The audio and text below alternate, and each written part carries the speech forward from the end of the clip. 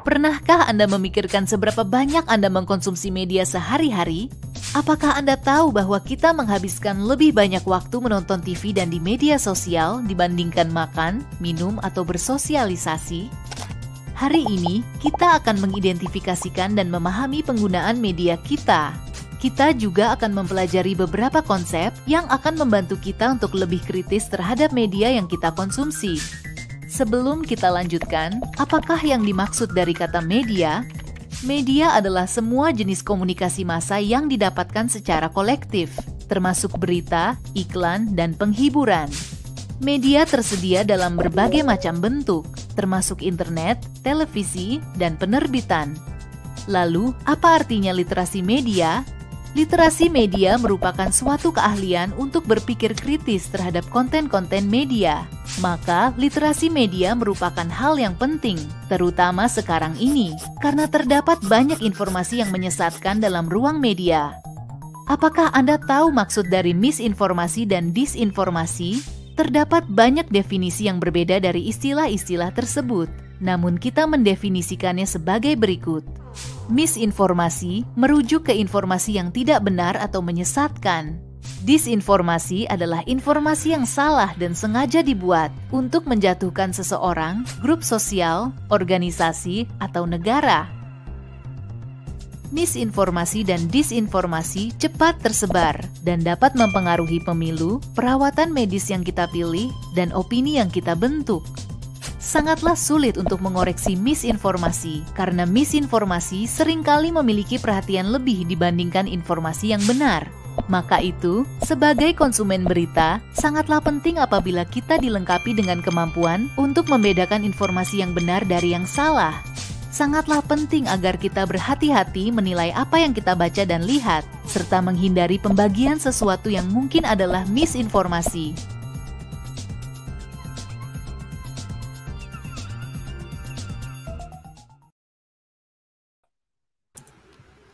Halo, Halo, halo. halo, selamat sore. Assalamualaikum warahmatullahi wabarakatuh. Assalamualaikum. Halo Mas Habib. Waalaikumsalam warahmatullahi wabarakatuh. Halo Mbak Nas. Ini manggilnya bener nih Mas Habib kita ya? ketemu lagi sore. Manggilnya Mas Habib boleh Oke. Mas Habib. Selamat sore, Habib itu classmate. hanya bisa bicara. Halo, selamat sore Kapan classmate. lagi lo? Ketemu lagi dengan diriku Habib Prasetyo dan Saya Anastasiaan. seru banget nih. Meluncur. Maaf.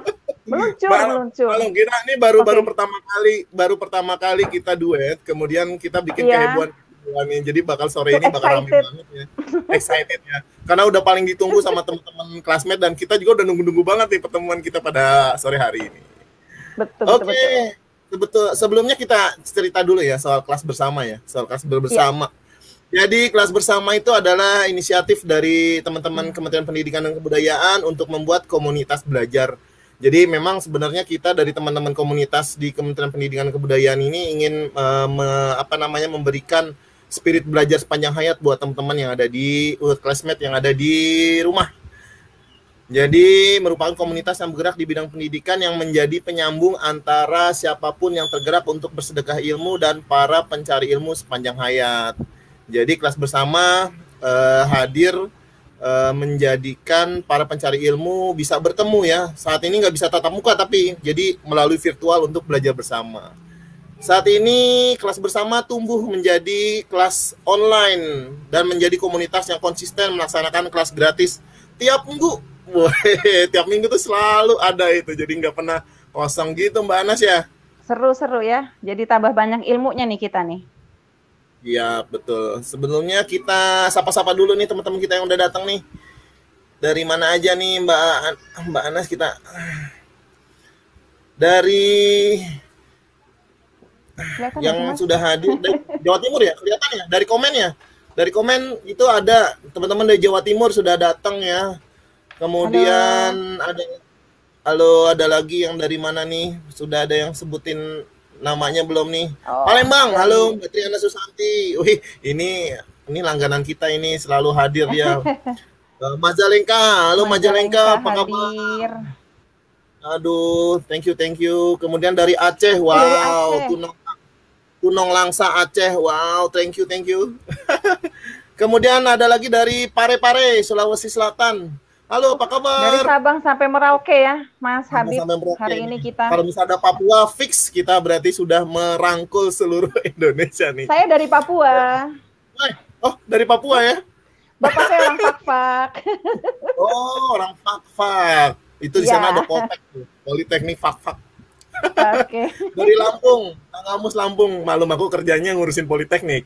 Seru. Gunung Kidul, oke. Wah, sudah komplit berarti ya. Dari Pacitan juga sudah hadir, dari Jambi, oke. Gimana Mbak Anas, hari ini kita mau membicarakan terkait apa nih?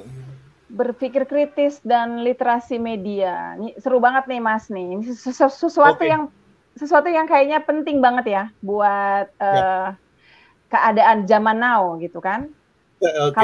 Kalau teman-teman, kalau para classmate sudah ikutin seri ya dari awal nih, ini kan seri nih ya, kelas ini kelas berseri ya, itu pastinya akan bisa terbantu, terutama untuk menangkal yang namanya hoax. Hoax ini kayaknya mengganggu, kayak nyamuk ya, dia itu nyamuk kecil nggak kelihatan tapi efeknya luar biasa sekali. Iya, kalau gigit langsung demam berdarah ya.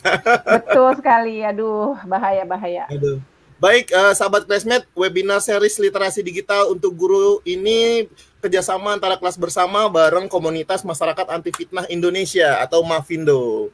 Jadi kita udah di sesi kelima, temanya tadi udah dijelasin oleh Mbak Anas. Kita akan mengangkat tema terkait berpikir kritis dan literasi media. Sebelumnya mau dibacakan dulu Mbak Anas narasumber yang akan hadir. Coba. Narasumbernya hari ini luar biasa sekali ya. Saya sendiri sangat takjub sekali membacanya ini, membaca biodatanya. Katanya satu kampung ya? Satu asal. Saya kampungnya dari timur dan dari barat ya. Jadi saya dari Malang, ibu saya orang Malang, bapak saya orang Papua, orang Fak-Fak. Jadi saya campur sari. Oke.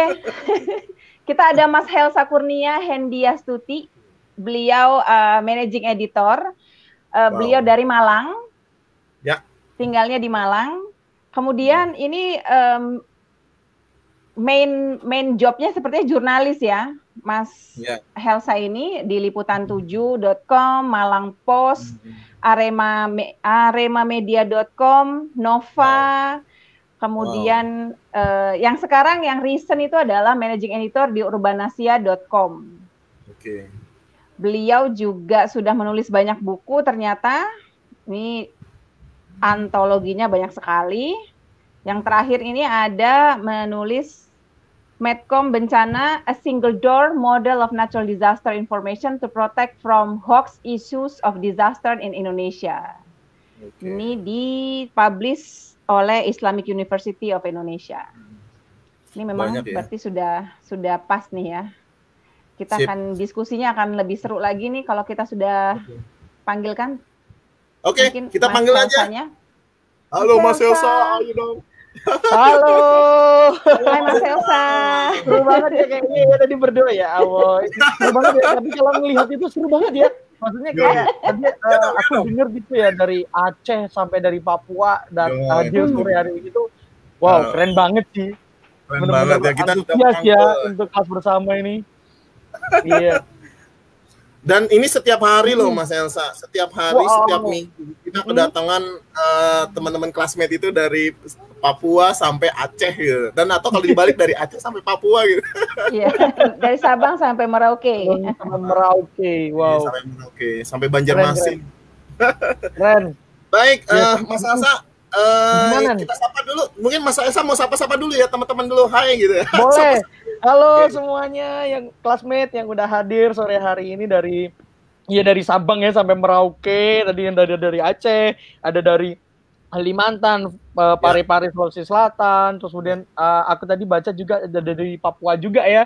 Wah, keren banget sih, semoga mungkin aku informasi yang aku bagi sore ini itu bisa bermanfaat buat semuanya sih kayak gitu. Amin. Betul.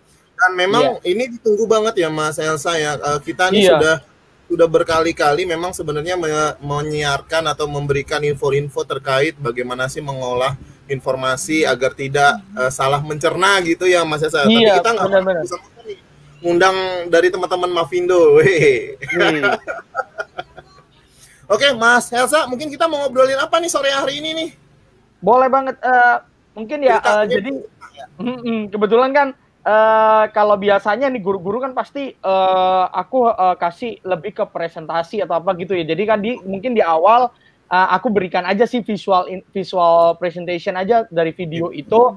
Mungkin betul. Kalau yang atau mungkin gini deh Mas Habib, karena mungkin kan banyak yang baru gabung nih. Mungkin kita bisa diputar sekali lagi, jadi biar paham yang bagian awal tadi kita putar sekali lagi.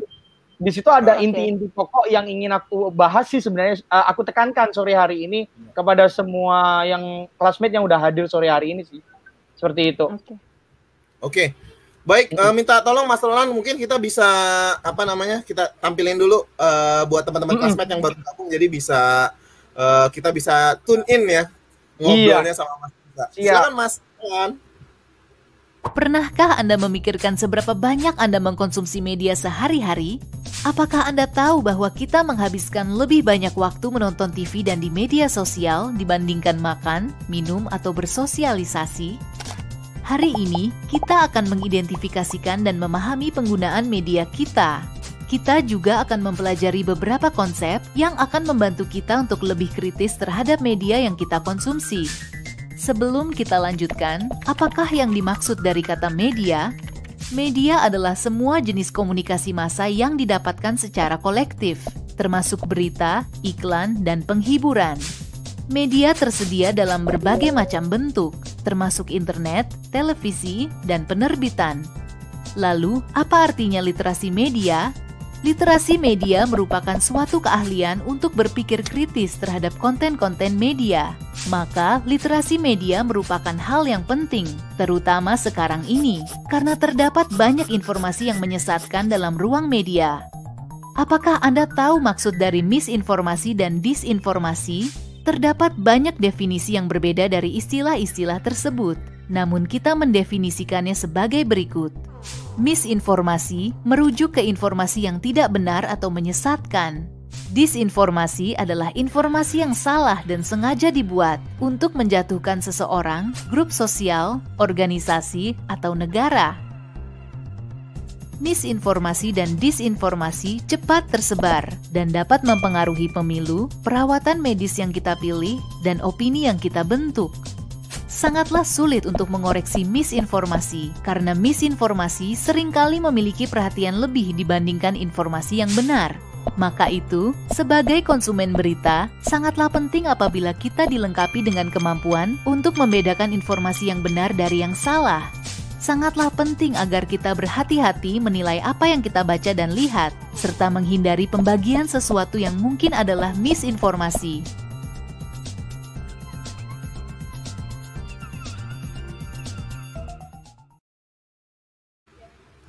Iya.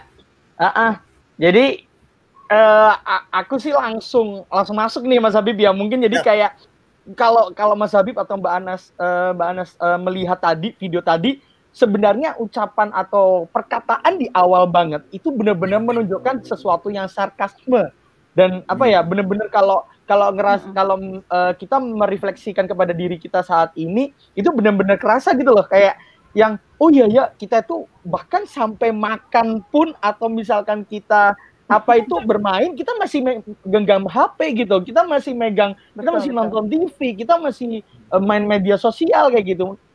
Nah itu benar-benar sebenarnya sudah doktrin, atau kalau kita tahu bahwa kalau saya belajar ketika di waktu saya di S2 kemarin di komunikasi, bahwa itu ada namanya yang di tahun sekitar 78 ada pakar yang mengatakan bahwa itu adalah teori jarum suntik, bahwa semua informasi itu berhasil diinfuse kepada atau diinjek kepada manusia, kepada kita. Nah itu akhirnya membuat semakin lama kita itu semakin mudah untuk terpapar informasi seperti itu. Jadi kita semakin mudah untuk percaya bahwa seolah-olah media itu adalah pusat informasi yang benar. Dan ternyata mereka melupakan bahwa di balik itu semua ada loh permainan yang namanya akhirnya kita kenal dengan agenda media, agenda setting, bagaimana kemudian media melakukan manipulatif, bagaimana media melakukan sebuah permainan untuk melakukan intrik-intrik politik, intrik-intrik sosial yang akhirnya mereka ingin menunjukkan bahwa masyarakat ini bisa diatur gitu, bahwa kita itu bisa seolah-olah mengikuti perkataan apa yang ada di media seperti itu. Nah, ini yang akhirnya menjadi problem gitu di masa sekarang, bahwa akhirnya muncul yang namanya dua bentuk tadi yang mungkin di hari-hari sebelumnya Mavindo atau mungkin dari pakar-pakar komunikasi digital udah menjelaskan tentang ada bentuk yang berbahaya, yaitu misinformasi dan disinformasi. Seringkali orang-orang kita itu memang banyak yang masih tidak sengaja menyebarkan berita yang salah gitu kan, bahwa mereka akhirnya menyebarkan berita yang misinformasi dibandingkan disinformasi. Kalau disinformasi biasanya ini selalu akhirnya yang ya sekarang kita kenal mungkin di Twitter itu bermunculan lah yang namanya akhirnya buzzer RP. Ya mungkin kalau Mas Habib atau Mbak Anas tahu itu fenomena sekarang itu ada yang namanya buzzer RP, ada yang namanya netizen yang suka memutarbalikkan fakta, itu yang akhirnya berujung pada disinformasi gitu. Tapi kalau misinformasi biasanya ya ini yang terjadi ketika seseorang sudah terlalu lama menggenggam gawai, terlalu lama menggenggam gadget, mereka lupa bahwa mereka butuh sosialisasi secara nyata dengan orang lain. Mereka lupa gimana caranya mereka harus bisa seperti itu, harus bisa melihat fakta, melihat kondisi secara nyata, bukan lagi melihat secara dunia maya yang katanya A, katanya netizen B, katanya akun buzzer X, kemudian buzzer Y. Tapi kita harus tahu bahwa kondisi realnya seperti ini gitu. Nah, bagaimana lalu ketika kita tidak bisa mendapatkan, misal nih, ada beberapa memang faktor yang akhirnya menghambat terjadinya konfirmasi atas sebuah fakta di lapangan seperti itu. Karena pertama, lokasi biasanya yang akan menjadi hambatan. Misal kejadian di Aceh, nggak mungkin orang Papua harus konfirmasi ke orang Aceh dulu nih. Nah, atau misalkan yang kedua adalah waktu. Misalnya kejadiannya dini hari, kita sedang tidur.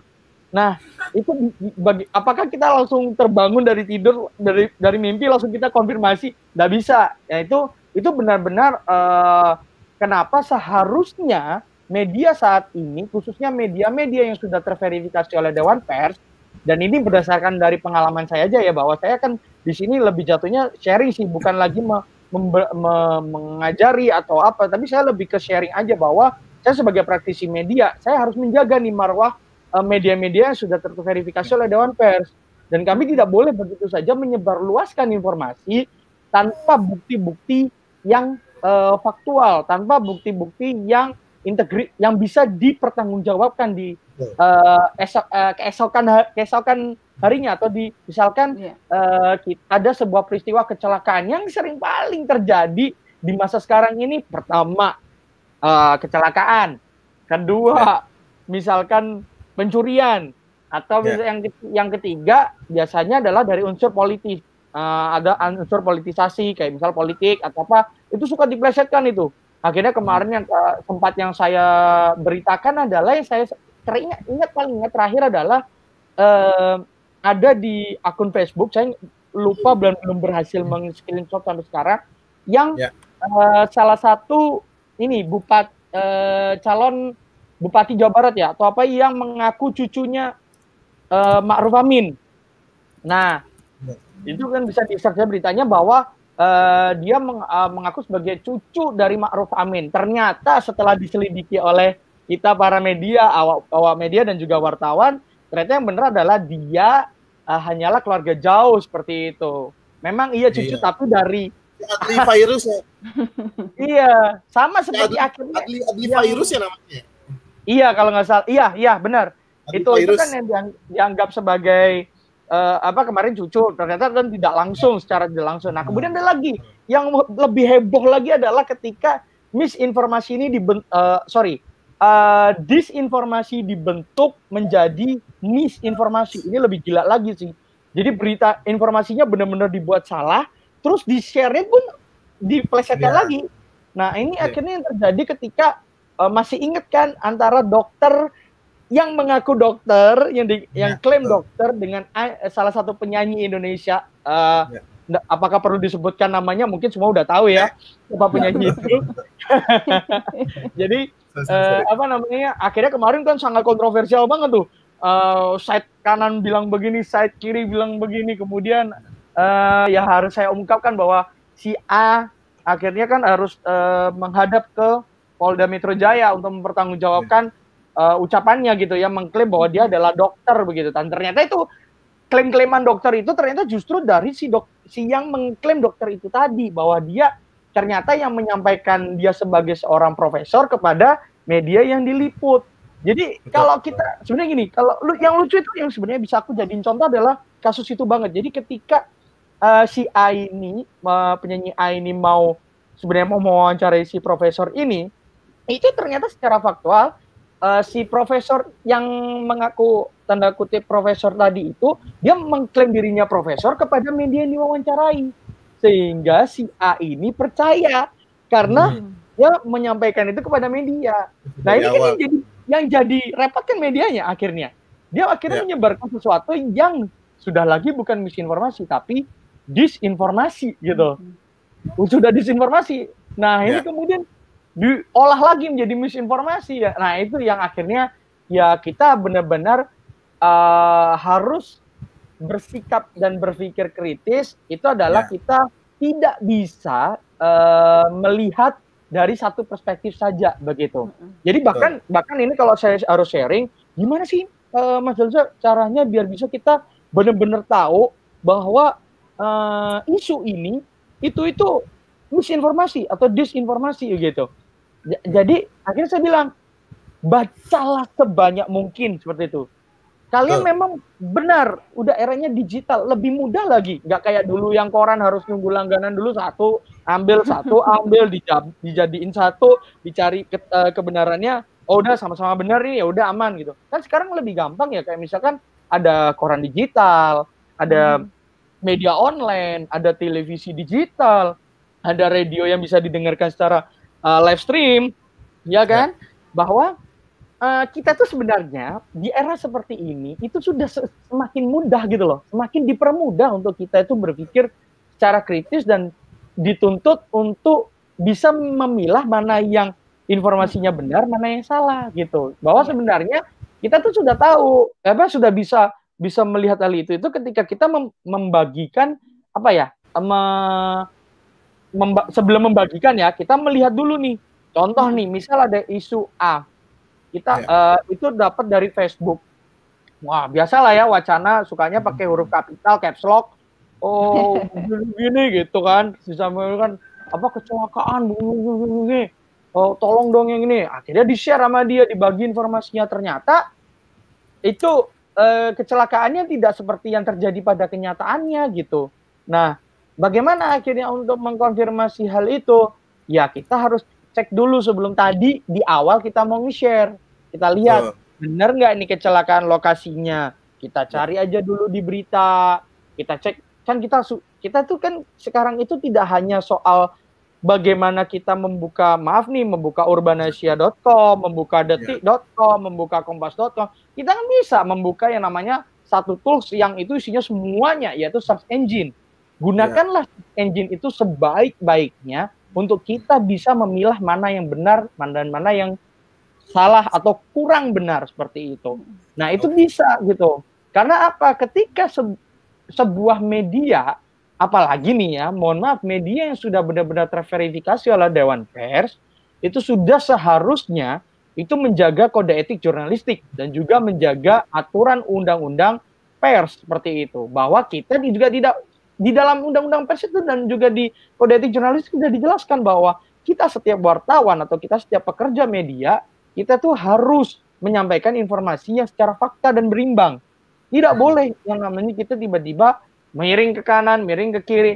Ya itu akhirnya yang terjadi, itu nanti kalau saya bahas soal miring ke kanan, miring ke kiri, ini bisa nambah jam kuliah lagi ya. Karena itu nanti ada urusan ekonomi media, media dan politik, dan sebagainya ya. Kalau di ilmu komunikasi bisa panjang lagi tuh. Tapi ini hanya urusannya untuk bagaimana meningkatkan literasi media aja gitu. Bagaimana kita bisa meningkatkan kemampuan kita membaca informasi di dalam sebuah medium seperti itu. Nah, mediumnya bermacam-macam, bisa media online, bisa koran newspaper, koran digital, bisa juga televisi digital atau misal saluran-saluran lain seperti itu. Dan yang terpenting sebenarnya yang harus saya share dan saya tekankan di sore hari ini, karena memang kan waktunya terbatas juga nih hari ini, dan biar juga teman-teman classmate mungkin ada yang mau menanyakan, boleh banget nanti bertanya gitu, saya akan beri kesempatan untuk bertanya.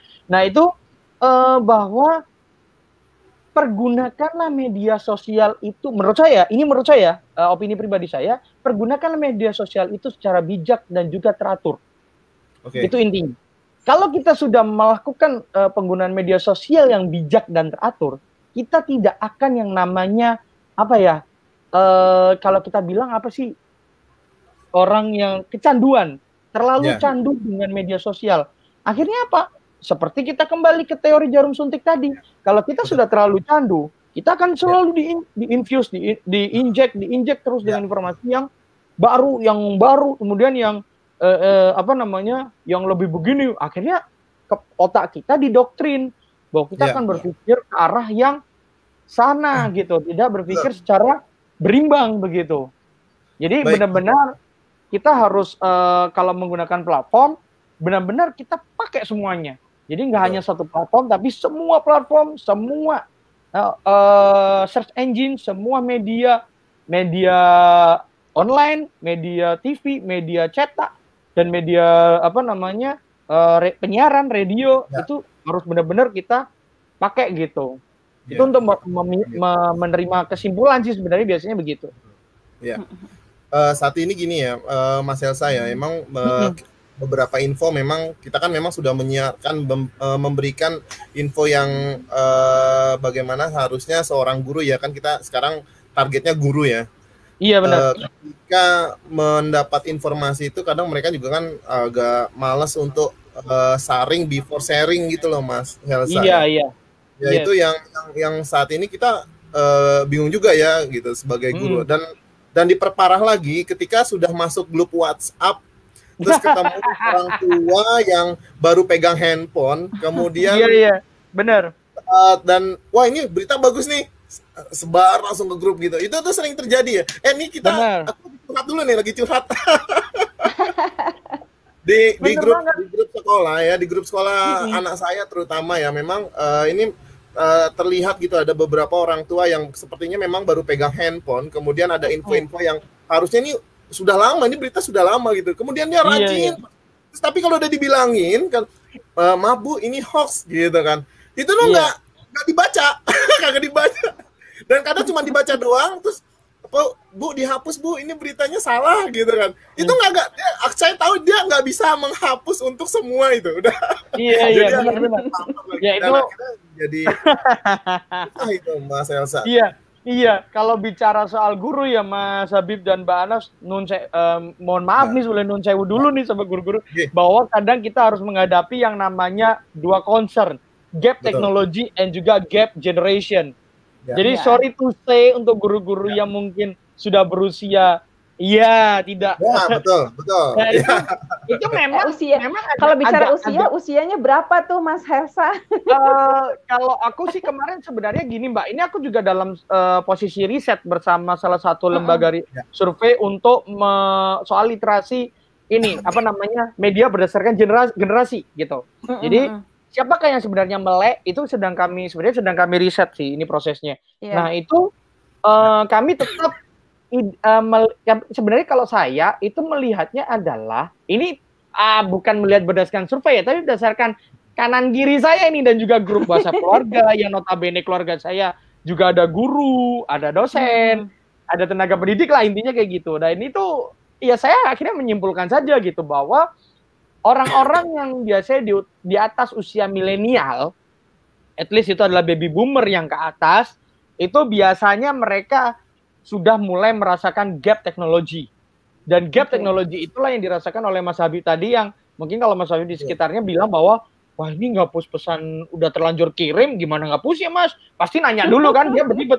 Mau ngapus, masa kudu nanya guru sebelahnya, ini saya mau ngajar lagi, misal gitu kan. Nah itu kan sebenarnya, apa ya, handling with gadget itu mereka masih belajar gitu, masih berproses, sebenarnya seperti itu juga.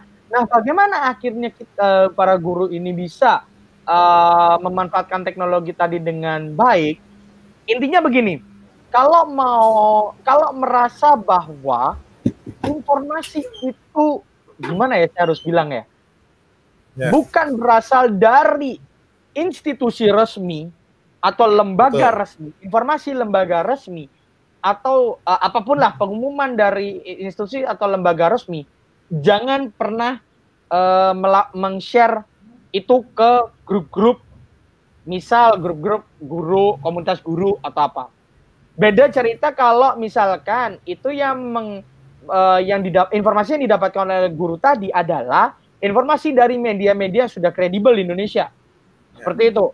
Dan itu bisa di-share, tidak apa-apa. Karena begini, prinsipnya sebenarnya sederhana saja. Kalau Bapak Ibu guru atau teman classmate berkelas bersama di sini meng-share informasi yang berasal dari media yang kredibel, karena kan dalam gini, kadang-kadang di grup WhatsApp itu yang lebih sering menjadi atensi khusus adalah link berita, bukan isi informasi. Begitu link berita judulnya wow apalah bombastis dan ini berkaitan dengan kehidupan kita, itu biasanya langsung di-share. Nah, itu sangat hati-hati. Nah, ketika memang kalau yang di-share adalah dari link-link media kredibel Indonesia, maka yang harus bertanggung jawab di ujung hari adalah media itu. Jadi guru-guru tidak perlu takut atau aware untuk atau worry untuk khawatir untuk meng-share berita-berita itu, karena itu secara prinsip dan prinsip undang-undang dan juga hukum kita, jika meng-share berita dari link yang atau media yang kredibel, maka media yang kredibel yang akan dituntut. Itu.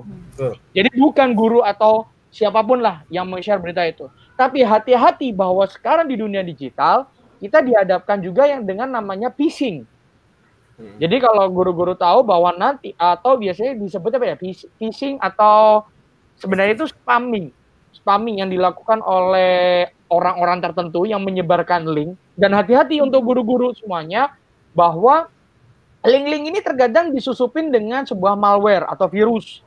Jadi ketika kita men-share itu atau kita mengklik tiba-tiba link itu, yang itu ada data kita diserap. Bonus pulsa tuh ya Mas Elsa.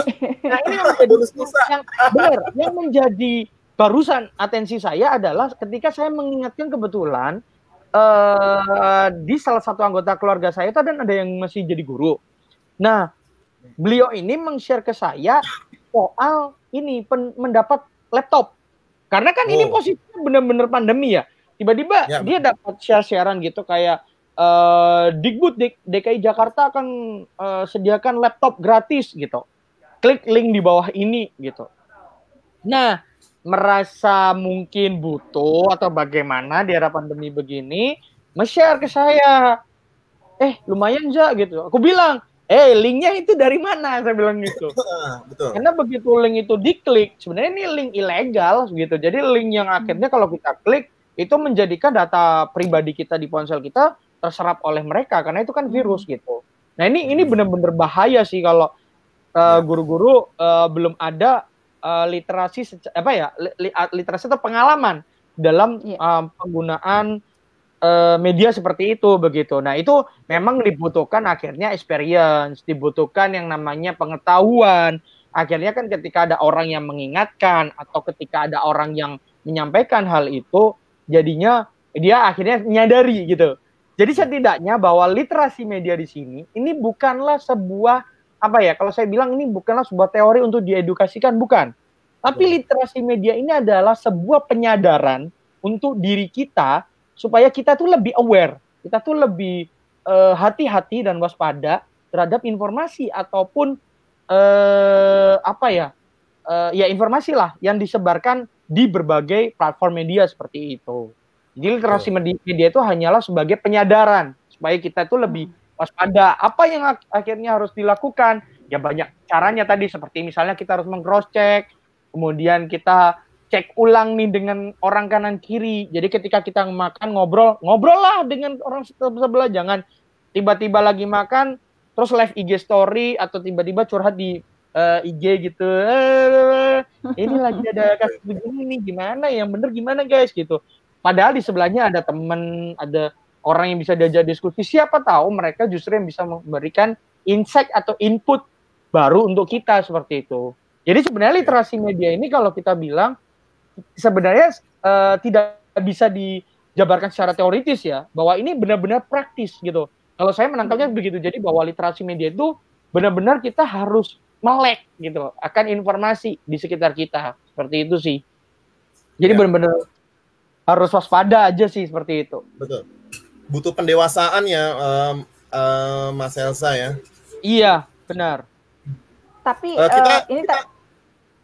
silakan, ini berarti kan ada kaitannya dengan berpikir kritis tadi ya, Mas Helsa ya. Kalau saya perhatikan ya, artinya berpikir kritis itu nanti kan arahnya juga dari pemahaman membaca dan mengolah informasi gitu kan. Iya. Karena memang kalau kita mau telisiki lebih dalam lagi, kita sendiri bangsa Indonesia ini dalam pendidikan pun minim secara kualitas literasi. Tapi kita sendiri sudah dibombardir dengan yang tadi itu Mas Helsa bilang, kita sudah diinjek dengan berbagai macam informasi yang kita juga kurang, kalau kita kurang kritis, kalau kita kurang paham, kita kurang aware, kita nggak tahu ini asal dari mana gitu kan. Nah, ini caranya kira-kira bagaimana nih Mas Helsa buat kami para pendidik, para guru, karena ini kan tadi Mas Helsa bilang ini harus melalui pengalaman gitu kan, untuk secara teorinya belum, maksudnya masih belum. Kira-kira bagaimana nih kami menyikapinya Mas Helsa, supaya kami juga saat kami berinteraksi dengan murid dan orang tua, kami juga bisa membantu mereka, bisa bantu edukasi mereka untuk berpikir kritis, menyikapi dengan bijak literasi media ini gitu. Iya. Jadi kalau bagi para guru, yang pertama adalah benar-benar PR-nya itu tadi ya, pertama adalah PR-nya banyak untuk membaca. Di situ ya sekali lagi. PR-nya memang benar-benar di situ. Yang kedua, jika memang tidak ada waktu untuk meng-cross-check atau apapun itu, usahakanlah seminimal mungkin ibu jari kita tidak langsung klik share. Jadi benar-benar ibu jari kita dijaga untuk tidak langsung menyimpulkan bahwa berita ini baik untuk dibaca orang, berita ini baik untuk di-share. Tapi kita harus misalnya, atau yang bisa kita lakukan adalah secara praktis, biasanya yang saya lakukan selama ini adalah ketika ada informasi itu masuk ke HP saya atau misal ke WhatsApp grup gitu, saya akan klik, tetap akan klik, tapi saya akan lihat dulu linknya secara, ini mungkin ini dari media benar, atau misalkan ini link memang dari situs berita begitu. Ya sudah, saya klik, saya baca dalamnya informasinya.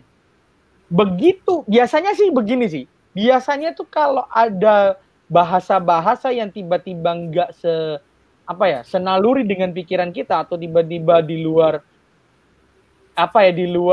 kewajaran pikiran kita, itu biasanya ada aja gitu, kayak di dalam tulisan itu tiba-tiba menggiring kemana, membelokkan kemana. Nah itu biasanya kebaca. Jadi benar-benar perbanyak membacanya adalah tadi itu, bahwa kita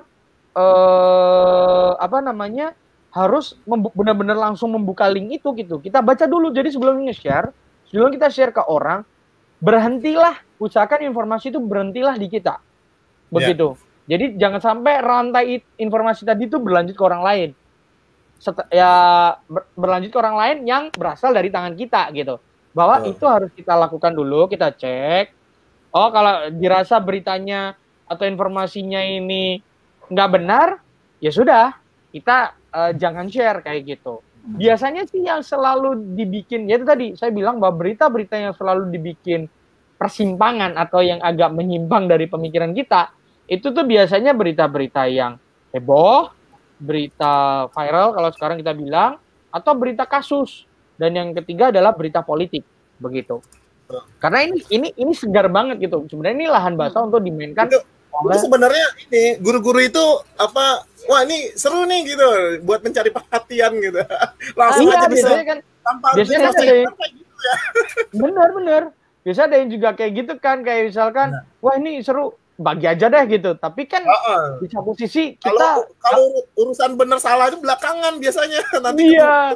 yang penting Tegurin. yang penting Iya. jadi the first itu ya, yang penting jadi the first person who betul. share that itu ya, Betul. that news gitu, or that link. Iya, bener. Jadi bahwa kita jangan sampai, jadi kita sebenarnya berpikir aja bahwa apa yang kita share ini jangan sampai merugikan orang lain, udah gitu aja. Atau justru yang kita share ini malah menjadikan orang lain merasa terganggu Tersesat. dengan apa yang kita share. Seperti itu. Itu Oke, sih. Mas Esa, Siap. kita bacain pertanyaan nih dari classmate. Udah banyak banget nih. Boleh. Biar berwaktunya kita ngobrol sama classmate. Gitu ya Mbak Anas ya? Ya, Boleh. monggo silakan. Oke, silakan Mas. Kita ditampilin Mas pertanyaan. Ini pertanyaan pertama ya dari yang Lulu Rohmah ya. Lulu Rohmah ini. Saya bacakan dulu ya. Siap. Ya, silakan Ini Mas. bagaimana membangun kemampuan critical thinking yang keren sejak usia dini, Mas Esa. Jadi sehingga dewasanya itu sudah punya kematangan critical thinking dari Lulu Rohmah. Siap. Oke, Nah. siap. Mungkin yang di belakang, saya boleh minta tolong nggak diputar ke video yang kedua. Ini akan menjabarkan beberapa pertanyaan mungkin nanti yang udah penasaran sih. Gimana sih sebenarnya yang kedua? Pernahkah Anda menyimpulkan suatu situasi hanya dengan satu gambar? Kita semua pernah, karena hal ini mudah dilakukan. Namun, sebuah gambar hanya dapat menangkap sepersekian detik dari suatu situasi dan bisa melirukan apa yang sebenarnya terjadi. Pemilihan foto merupakan bentuk lain dari manipulasi yang perlu diketahui. Sebuah foto atau video dapat dipotong atau disunting untuk meninggalkan kesan yang salah. Bahkan, ketika sebuah foto tidak diubah, pemilihan foto tertentu dari foto-foto lainnya pun dapat mewakili suatu situasi yang salah. Mari kita belajar untuk mempertanyakan konteks apa yang hilang dari suatu foto dan bagaimana hal ini dapat mengubah interpretasi kita terhadap situasinya. Kita akan belajar berpikir kritis dan bagaimana pemilihan sebuah foto dapat menggambarkan suatu situasi dari segi negatif atau positif. Amatilah gambar Presiden Donald Trump dan Perdana Menteri Kanada Justin Trudeau berikut. Menurut Anda, apa yang sedang terjadi dalam gambar ini? Dapatkah Anda pikirkan penjelasan lainnya? Kebanyakan orang akan lihat uluran tangan Trump, lalu melihat ekspresi wajah Trudeau, kemudian berasumsi bahwa Trudeau ragu untuk menjabat tangan Trump. Namun, kita harus ingat bahwa foto hanya menangkap sepersekian detik dari keseluruhan peristiwa yang sedang terjadi. Jika kita tonton video utuhnya, kita dapat lihat bahwa Trudeau langsung menjabat tangan Trump kembali. Sangatlah mudah untuk salah menginterpretasi foto ketika konteksnya menyimpang. Ingat bahwa sikap dan ekspresi dalam sebuah foto tidak selalu tepat. Kita semua menginterpretasikan sebuah gambar sesuai dengan sudut pandang sendiri yang subjektif.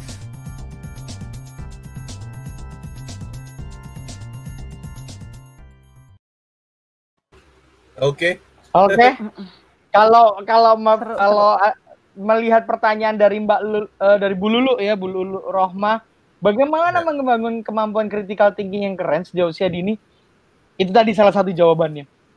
Bahwa kalau misalkan Mas Habib dan Mbak Anas melihat sebegitu gilanya ya media memotong bagian seperbagian, itu tadi kan kelihatan tuh bahwa bayangkan ada tawanan kemudian atau ada ini yang kemudian di bawah dibilang, yang sebelah sini bilang tolak, stop atau apa, yang di sebelah sini tolong, welcome, selamat datang.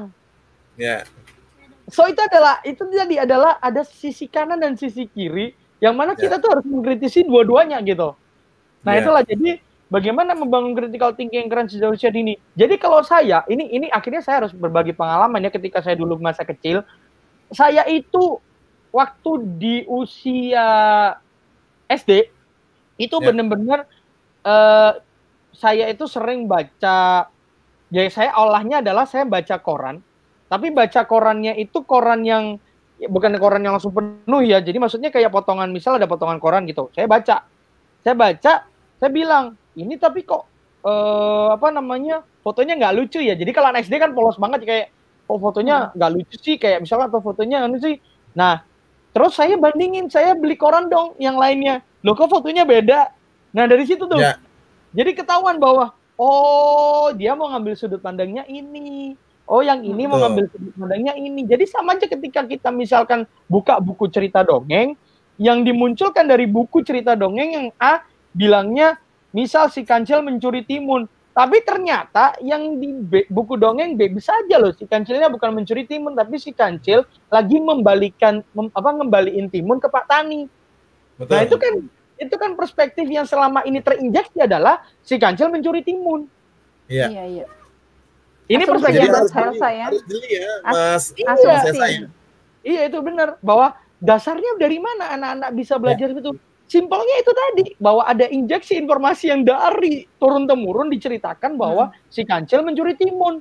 Lah bagaimana jika tadi ternyata ceritanya adalah si kancil mengembalikan timun ke Pak Tani? Tapi dengan foto yang berbeda angle. Nah itulah yang akhir bedakan persepsi ya.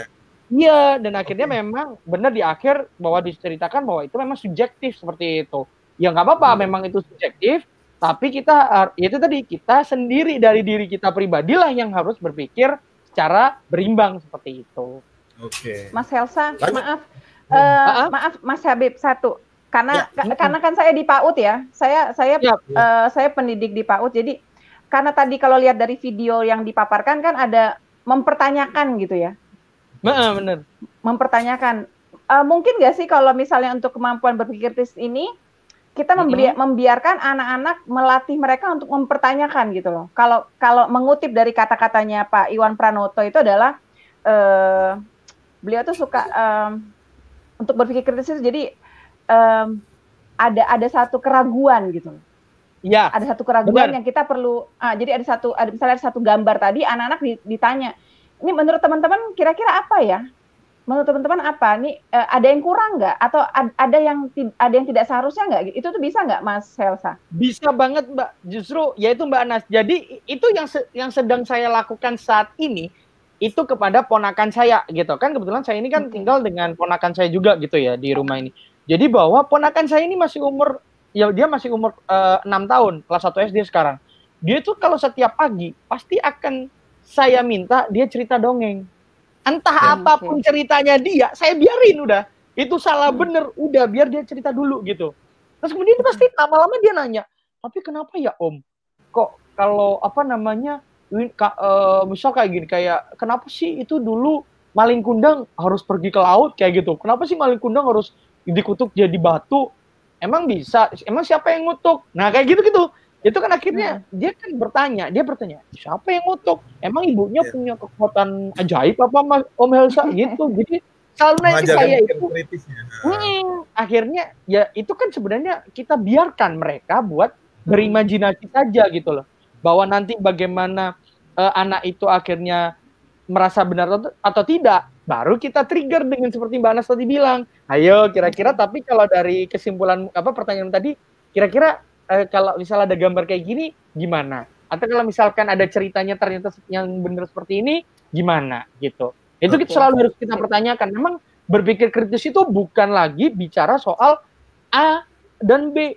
Atau misalkan soal, iya kan, makanya kenapa kebetulan sih saya dulu kan kalau belajar ada kemampuan kognitif, kemudian ada kemampuan analisis kan, yang kemudian berpikir kritis. Nah gitu, bahwa ada yang namanya low order thinking skill, LOTS, yang kemudian akhirnya sekarang anak-anak harus berpikir high order thinking skill. Yes, dan itulah cara men-trigger anak-anak untuk berpikir high order thinking skill gitu.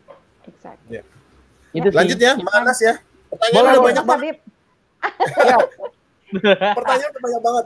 Ayo teman-teman classmate dari Gus Vanida Irwan ya, Ibu ya. Tanya Mas, bagaimana menyikapi siswa yang sudah lebih dulu mendapat info dari kita, sementara info itu tidak benar, berarti udah keduluan nih. Iya. Gurunya ini wajar sih, biasanya terjadi kalau anaknya lebih cepat, karena kan anak ya itu tadi saya bilang ketika udah gap generation, anak-anak milenial Gen Z kan udah megang handphone semua. Mereka ya Allah mau belajar matematika aja nggak perlu guru matematika, mereka udah punya tuh yang namanya Google buat nyari rumus, ya kan? Bahwa akhirnya kemampuan akan kecepatan arus informasi itu biasanya memang lebih cepat di murid gitu. Jadi kalau saya mungkin harus memberi saran untuk Bu Gus Vanida Irwan, mungkin yang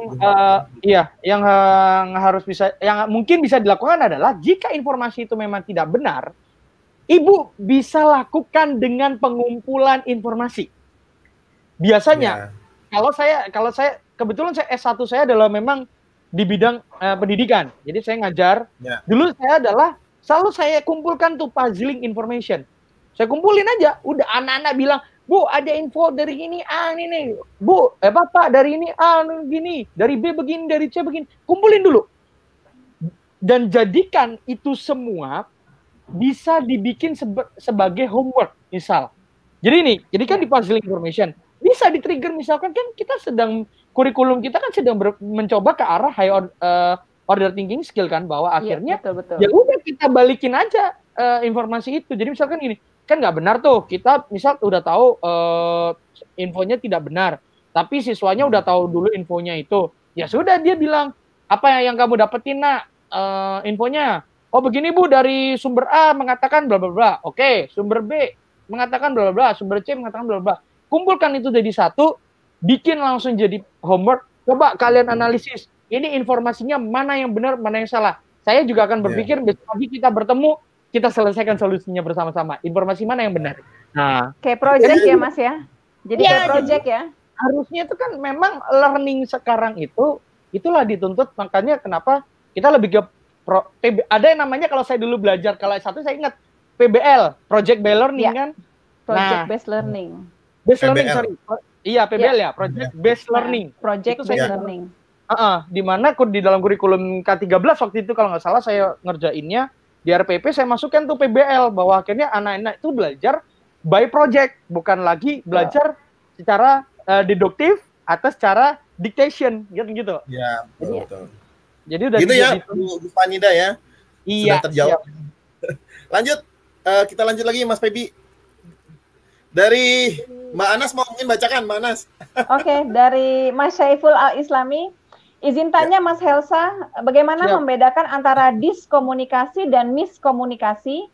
Padahal itu kan sama-sama komunikasi yang salah. Dan filter apa yang paling baik kita gunakan untuk informasi keduanya? Oke. Membedakan antara, ini setelah informasi ada komunikasi. Komunikasinya ya. Iya. Jadi ini kalau bicara komunikasi adalah kalau saya belajar di S2 bahwa ada dari source, dari sumber menuju resource itu nggak nyampe. Ada medium yang keliru. Jadi mediumnya yang salah atau penyampaiannya yang salah. Nah ini kan yang perlu dikritisi kayak gitu. Kalau kita bicara sudah diskomunikasi dan miskomunikasi ya? Miskomunikasi. Oke, itu miskomunikasi dan diskomunikasi. Oke, siap. Itu kan sebenarnya kalau kita bicara dis dan mis ini sebenarnya sama aja dengan informasi tadi gitu, bahwa misinformasi adalah sesuatu yang sebenarnya kita tidak tahu terus kita share aja dan ternyata itu salah gitu. Nah, itu misinformasi. Sama, miskomunikasi adalah biasanya yang terjadi adalah mediumnya yang menjadi problem gitu. Mediumnya jadi orangnya sudah benar menyampaikan ke orang dari A ke B, ini ada mediumnya. Nah, kemudian A melewati medium ini diterima oleh B, salah, jadinya miskomunikasi gitu. Tapi kalau diskomunikasi sama dengan disinformasi, pembentukan informasi yang memang disengaja untuk salah. Jadi diskomunikasi itu memang juga dibentuk komunikasinya yang salah, yang keliru. Jadi mau mediumnya dibenerin kayak apapun, kalau sumbernya salah ya salah gitu. Udah, jadi akhirnya nggak nyampe ke B-nya tadi gitu. Gitu sih. Betul.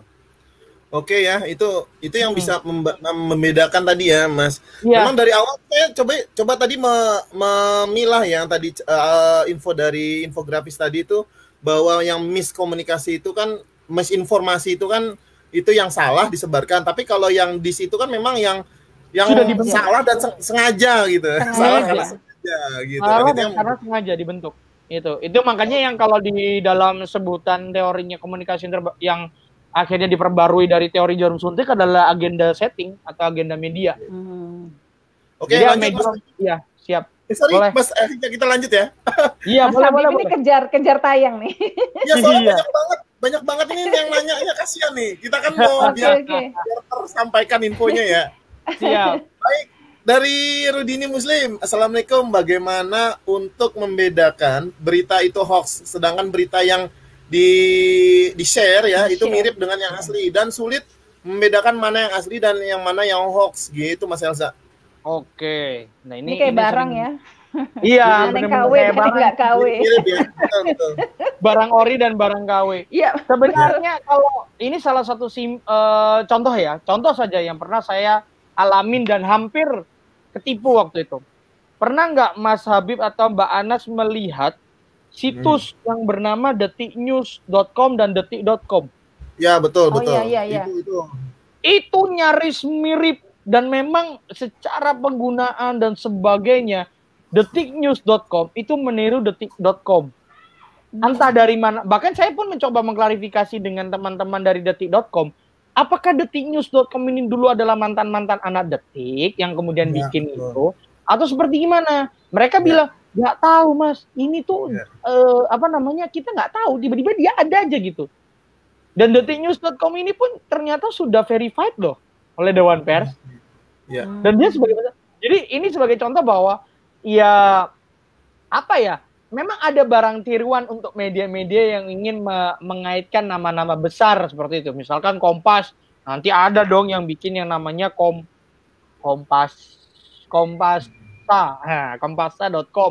misal, tapi logonya mirip ini, atau Kompas kan Kompas.com ya, yang asli kan Kompas.com misal, diganti Kompas.id.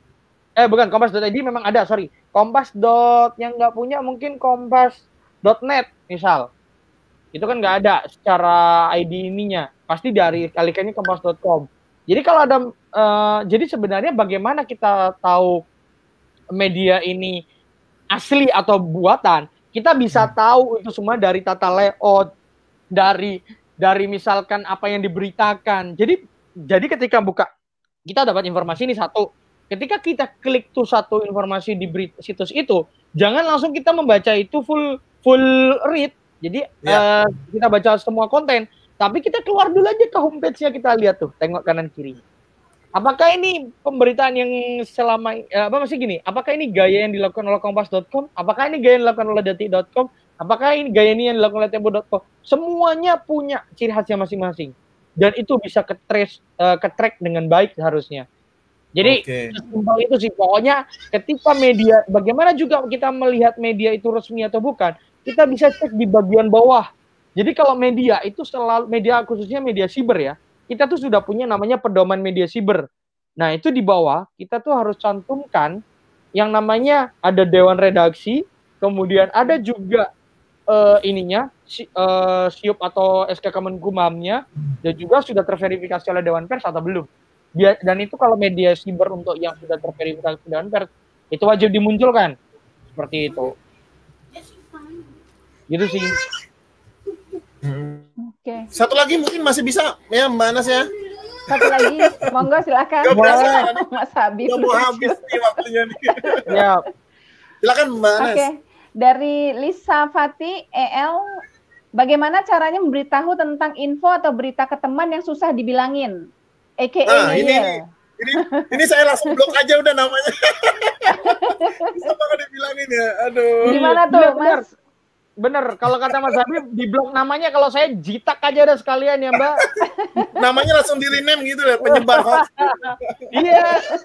Itu pernah Mas Habib kejadian banget tahu, itu temen sahabatku ada yang sampai kayak gitu. Jadi kayak gara-gara temennya sahabatku ini, dia tuh sering ngirim kayak kirim share-share gitu ya. Terus di grup itu pernah loh dia ngasih tahu ke aku itu kayak udah tak ganti penyebar hoax gitu. Jadi wah gila sih. Yeah. Kayak yang akhirnya udah biasa gitu ya, atau yang hoax biasa di share-share gitu ya. Kalau nggak nyebar hoax itu kayak mungkin nggak hidup mungkin.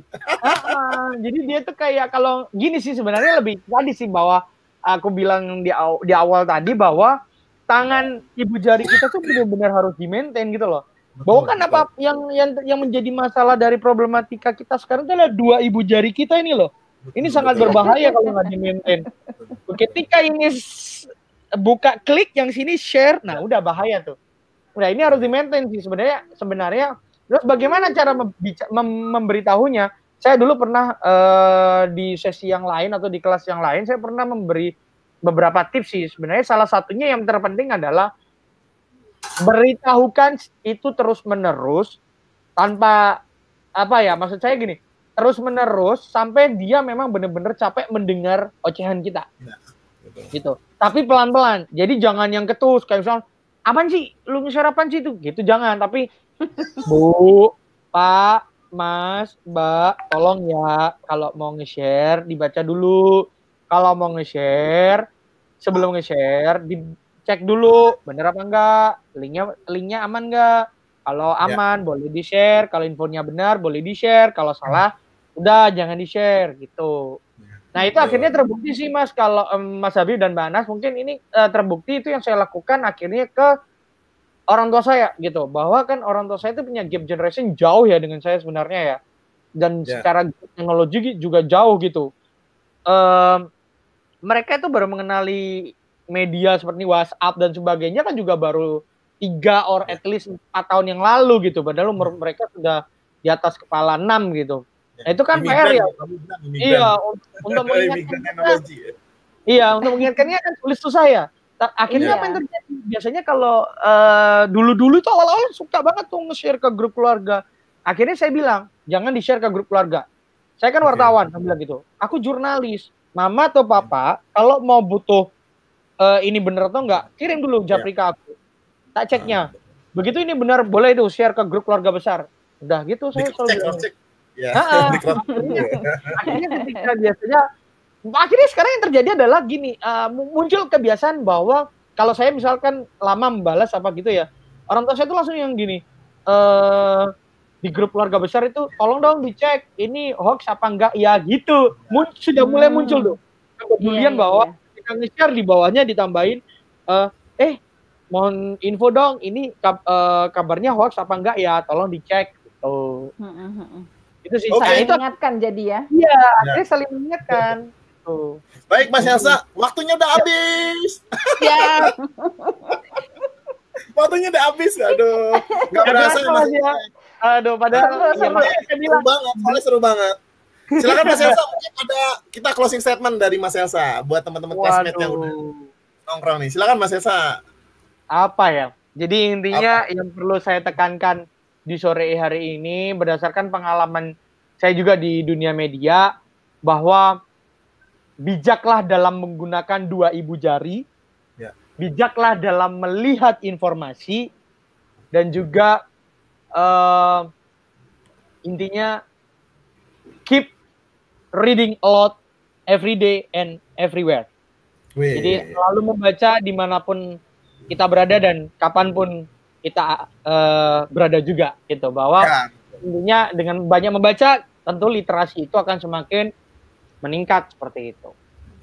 Betul. Oke, thank you. Thank you Mas Elsa. Ya, senang sangat Mas Elsa. Ya, sami-sami Mbak Natasha. Buat bakso Malang.